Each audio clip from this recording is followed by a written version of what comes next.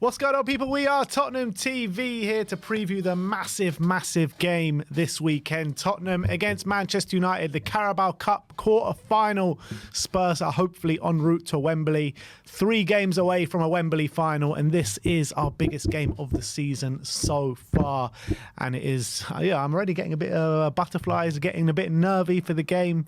It's so important. I can't stress that enough. Massive for our season. It's massive for Ange himself as well, with the pressure he's under. And obviously it was a win on Sunday, which was much needed. But if we can get this win tomorrow, get into a semi-final come the new year, where hopefully we have some players coming back and we'll have a bit of a fully fit squad and more options, then all of a sudden our season, the shape of our season, looks in a completely different direction. And albeit we've got some difficult league games coming up, we know that we've been starved of a trophy for so long, no trophies since 2008, and it's just a chance to get into a semi-final, and anything can happen at that point. So Man United, obviously off the back of a big win in the Manchester derby, not going to be easy, them coming to the Tottenham Stadium, but as well, I'm sure they'll be feeling the same. Yeah, absolutely. So we're going to start off with the predicted lineup. Ange has been speaking in his press conference as of the last hour, and obviously there's a big extensive injury list here. Yeah, and I guess the bad news is Mickey van der Ven. Obviously, we were wondering how long his injury was going to be. And he's confirmed that Van der Ven has had a setback and we're not going to see him now until the new year, which is pretty gutting. He said about he said about Destiny Udogie that he didn't pick up an injury against Southampton, albeit going off early, but he does still feel a bit sore after Sunday, and with the turnaround after the game, we'll see if he makes it. Obviously, Romero, he confirmed, isn't going to be seen until the new year as well, because we're waiting for confirmation on that one about how long he's going to be out for. And as well, he's not going to be seen until the new year. More positive news about Mikey Moore and Ben Davis. He said that Mikey Moore's back in training, and hopefully next week he'll be seen. Ben Davis as well. Hopefully next week he'll be back in training, so hopefully we'll see him before the new year. So that's more positive news, but they're not going to be available for tomorrow. And obviously long-term absentees with Richarlison, Odegaard, Vicario, not going to be seen definitely until the new year, probably past that. In terms of Richarlison, though, he said hopefully in the first week of the new year he'll be back. That's positive. It says they're Sonned out, but he didn't mention Son, so hopefully he's all right. Yeah, Sonny, I think, picked up something in the Southampton game in the first half. I think it was just a little knock that, hopefully he's not out. I think I'm fully expecting him to play. So hopefully no worries there. He didn't mention it. So I'm assuming he's fit to play. And he kind of said it was only precaution. So hopefully, sounds like he should be all right for tomorrow.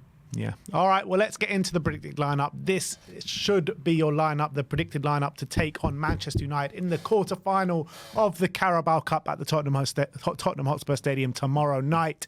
4-3-3 as per usual. And in goal will obviously be, I've got to say it now, the ever-reliable Fraser Forster. Exactly. He's been in great form, hasn't he, ever since he's come into the team. So fair play to him. Another good performance. And with another little jab at his press conference, was asked about Fraser Forster. His good form, and he said, I know he's a good keeper. Doesn't shock me how well he's playing. He's so good I even put him in my Europa League squad, he said. So a bit of a jab to people, I guess, criticising him for doing that. But yeah, he's obviously going to start, and he's probably going to have a big game again, because, United, look, they're not playing amazingly at the moment, but in this kind of game, with the way they play, they're going to be a tough nut to crack. And if he can make some big saves, that can go a long way to getting us over the line, hopefully. Fullbacks are going to be very interesting here, because obviously Pedro Porro is just knackered at the moment. He's being overplayed. He's not playing well at the moment. Destiny, he said in the press conference that he's not injured, just a bit sore, and he might be in contention to play tomorrow night.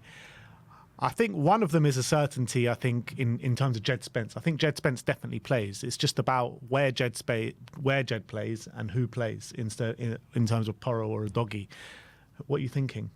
I think, given that Udogie's sore, and given that we've got obviously a big game on Sunday as well, and also the fact that he rushed Van der Ven and Romero back, and it kind of backfired. It's clear to see now it definitely backfired on that stage, and that was a mistake. Does he want to make the same mistake with Destiny if he is feeling sore? Yes, Porro's needed a rest. Obviously, he got half an hour of a rest on Sunday before having to come on. But at the end of the day, Archie Gray has to play centre-back, so he can't be an option there at the moment. So I think Porro's going to have to play, and I think Spence will go left-back. That's my thinking. The thing is with that, right, and I do agree with you, I would like to see Destiny not play this game just because of that situation. But Pedro Porro, I mean, he's playing so much. He looks so tired. Surely, he is a massive risk of an injury as well. But who's more of a risk, him or Udogie? Yeah, I mean, I think they're both massive. I mean, Udogie is a bigger risk, obviously, because he's got the soreness. But, I mean, Pedro as well, I think, is a massive risk. And if there was someone else that we could play, I'll probably do that. But we're just so limited with options now, aren't we? There's just no one else. Unless you want to put Gray there and play Dorrington. That's the only other option. And I just don't see him doing that in a big quarter-final. So I think we're going to have to play one of Destiny or Porro. Maybe it's a case of, Porro gets an hour and maybe Doggy can play half an hour and Spence can move over. He even said Spence, though, was tired after the game and he was limping at the end, albeit no sign of him being out. But he said he was very tired because, it was his first start of the season. So I think one of them's going to play. I think you have to play Spence just because he's the freshest one and he had a good game, so there's no real reason not to play him. So I think give Udogie a rest with a view of him playing Sunday against Mo Salah. All right, let's do that. So Porro right back, Jed Spence at left back. And you know what? On the back of that performance from Spence last week against Southampton, I mean, he just deserves to play regardless of injuries and what have you. So big up to Jed Spence. He's been brilliant. I think centre-back pairing picks itself, doesn't it? Archie Gray and Radu Dragusin. And I think Archie Gray, ever since moving to that centre-back position, since the injuries that we did have, he's done really well. He has. And to look, credit to him, I think obviously this is going to be his biggest test yet because he's only started against Rangers and against Southampton. And we know, they're not the easiest games, but they're not also the hardest games as well. And, coming up against the likes of Højlund, potentially, Amad Diallo, Bruno Fernandes, these are top level players. And this is going to be a much bigger test for him, especially physically. Adam Armstrong isn't the most physical forward, and Højlund or Xerxes definitely like to get physical and pin you back and ask different questions of you. So it's going to be interesting to see how he does. I'm actually not as worried about him on the ball, and composure-wise and break his passing range, breaking through lines, that kind of stuff. I think that stuff I think he's more than capable of. So look, it's all about, can Radu help him out? Can Spence come over and help him out and make sure he's protected? Whoever's playing in the number 6, which we'll get into, can they make sure that they're not leaving Archie Gray exposed defensively? I think we've been doing a good job of doing that over the last couple games, and we're going to have to do that again on tomorrow. But the problem with that is the way Man United play, with the wing backs, inside forwards, everyone's going to have players to pick up. So, look, hopefully Dragusin can help Gray through the game, but it's definitely his biggest test. But look, Dragusin as well, credit to him, he's been playing really well, definitely developing. I think this run of games is helping him out. The fact, yes, it's been forced upon him, but, beginning of the season, in and out of the team, coming in here and there in Europa League games, and clearly he was struggling for consistency. Some games really good, some games not. But I think since, what game was it, that first game he first came in? I can't remember which one it is, a few games ago after Van de Ven and Romero got injured. He's been coming in consistently. I think since then, he's actually been pretty good. I don't think he's had too many bad games. Yeah, I think what I'm really pleased with him about is, since he's had Gray alongside him, he's just he's been that leader at the back, really, and he's really helping Gray through games. So I'm really happy with Radu. I guess since the Ipswich game, I think he's been pretty good. Yeah, he has. I can't fault him. So big up to Radu Dragusin as well. I don't think many people are making too much out of his displays as well. So he's going quietly under the radar, but he's doing really well. He's our senior centre-back at the ripe old age of 22, I think. Unbelievable, isn't mad. it? Yeah, obviously, Unbelievable. With Gray being 18. So fair play to Radu. Hopefully he carries on against United. Moving into the midfield, you're going to talk about the number 6. Obviously, Lucas Bergvall has played there. He's looked pretty good in cameo since coming on. But I feel in a game like this, and with Bissouma being rested, Bentancur's still suspended. So I think it will be Yves Bissouma. Yeah, I do as well. I think Bissouma comes in and takes that position. I know Bergvall's done well, and he's had some really good cameos as well. So maybe he can be an option in future games. Even off the bench tomorrow. Even off the bench if Bissouma's not playing well. And I know Bissouma, in his last start against Chelsea, really shat the bed and did some inexplicable things that you don't expect from an experienced player. But hopefully we see a bit of a reaction to that. We've seen Basuma before where he's had a bit of a setback and he can come in and have a reaction and in a positive way. And we're going to need him in this game. You know, United, big physical team, players like Ugarte, potentially Casemiro or Kobe Mainoo in the middle. I think we're going to need that physicality from Basuma and his ability. And we know when he's at his best, he can do the job. So we're going to need him. The thing is with Basuma as well, like I feel like the last 2 or 3 games has been really poor from him. However, but he's been playing a lot of football. So maybe tiredness did have a bit to play in that. So with him having that suspension, maybe it was a bit of a blessing in disguise for us because he got put out the firing line a little bit. Now he's a week since his last game. So hopefully he's nicely rested and he can come in here in full form. Moving in to the number 8, and I think it will be Pape Matar Sarr, obviously with a stunning performance last week against Southampton. And let's hope, because it was a return to form for Pape because he's been off the boil a little bit in the past couple of games before that. So let's hope he's back at it again. Yeah, Pape Sarr has been fantastic last few games. I think he's been really a kind of a shining light against Southampton. I actually thought he was having a bit of poor form before the Southampton game. That's what I said, yeah. And then he got taken off. He got rested against Rangers. And that kind of rest really did him good because he looked so fresh against Southampton. So let's hope he carries on that form. And again, that running power. He usually does have a good game against Man United as well. I remember last season he had a really good game against Man United. Didn't he? Scored at the Tottenham Stadium. Had a good game. He actually didn't start at Old Trafford this season. But he came off the bench and got an assist, didn't he? So going to be very important in this game, Pape Matar Sarr, especially the way United played, those wide wing-backs. Forcing Tottenham really far out wide and forcing us to cover so much ground. I think Pup's energy is going to be really vital. Yeah, absolutely. And alongside him in midfield, as you can see on screen, is going to be James Maddison for that 3-man midfield of Basuma, Sarr and Maddison, which... I think it's a good midfield, to be honest. And I think Maddison, obviously, on the back of a top performance, probably his best in the Spurs shirt against Southampton. A bigger test here. Definitely. We've seen him step up in big games this season. At Old Trafford, he was brilliant earlier in the season as well. So, brilliant performance for him on Sunday against Southampton. So, hopefully, he can build on that. And I think in these kind of games where Man United play that 2 in midfield, having someone like Maddison who can kind of try and outnumber them and try and ask different questions of that midfield, that's going to be the key in this kind of game. Can we dominate that area in possession, play around that midfield and kind of get in between the lines, that space in between those 3 centre-backs and those 2 midfielders? I think Maddison is perfect for that. So I think we're going to need him in this game.